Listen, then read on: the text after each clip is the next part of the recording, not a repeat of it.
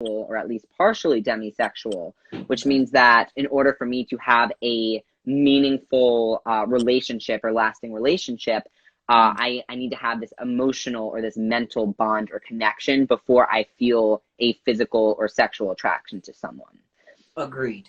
I feel like maybe I'm demisexual as well. I feel like I need to have an emotional connection with someone before I can move on to the next step with them, for sure. Yeah, exactly. For sure. Yeah. But That's so I would just say that queer, because then with my gender, I would just say the whole idea of queer is pretty much saying fuck you to the binary. It's pretty much just saying like we are purposefully going against your traditions because your traditions are harming marginalized people. And Right. so for me, going by queer, sexuality, and genderqueer or non-binary transmasc as my gender is a way for me to both internally come to terms and feel at home with who I am and being proud of the community that I'm in. But then also I'm in a privileged space where I am able to be very visible. I'm able to be very vocal. And that is a privilege without a doubt. It's not something that is given. And so I want to use my privilege to speak my truth, to share my story, and to uplift other trans folks' stories. And one way to do that is by using these more politically charged terms like queer. That is absolutely amazing. I just see all the comments coming in saying how people are learning so much and this is amazing. I mean, this is really helpful. Like even for me, it's like ridiculously helpful. So before we let's get into some of these questions here. I'm actually going to there's a lot of stuff going on here. Let's scroll up to the top here and make our way down. Sounds good. Asked if you were a specific type of Jewish person. I don't know if you can see that. Matthew, one type. Okay, so yes, I am an Ashkenazi Jew.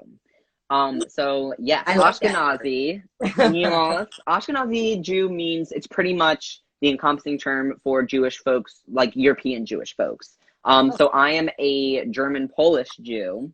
Okay. I actually did lose family in the Holocaust. And actually yesterday and today is the Holocaust Remembrance like yard site where we light candles and such.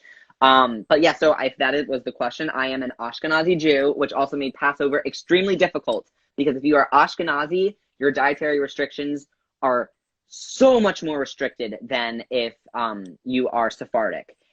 Because we aren't allowed to eat legumes, so like no soy. I'm a pescatarian. I couldn't have any of my soy protein. You can't have corn. You can't have rice. You can't have grain, and then that's on top of not having chametz, which is leavened food. So it was a struggle. But the whole point is that we are trying. The whole point of Passover is that we are celebrating the freedom of the Jewish people from enslavement under Pharaoh in Egypt over 3,000 years ago. And so we are experiencing a form of the pain of our ancestors to be appreciative and celebrate where we are today. Wow. You know, I had no idea there was more than one type of Jewish person. I had no idea. I literally had no idea. So that's another thing that I've learned just right now in the last 20 minutes. This is amazing. Yes. Okay, so let's go on to the next question. I think you answered this already, though. Someone's asking if you're still on T. You are still taking T, correct? I am, yes. I still take T. My shot is sub-Q, so I grab my tummy and I inject via needle into my tummy once a week. I have my little Stealth Bros kit, and so it's a mess in here. Yes, look at all those little kits. I have like my contacts,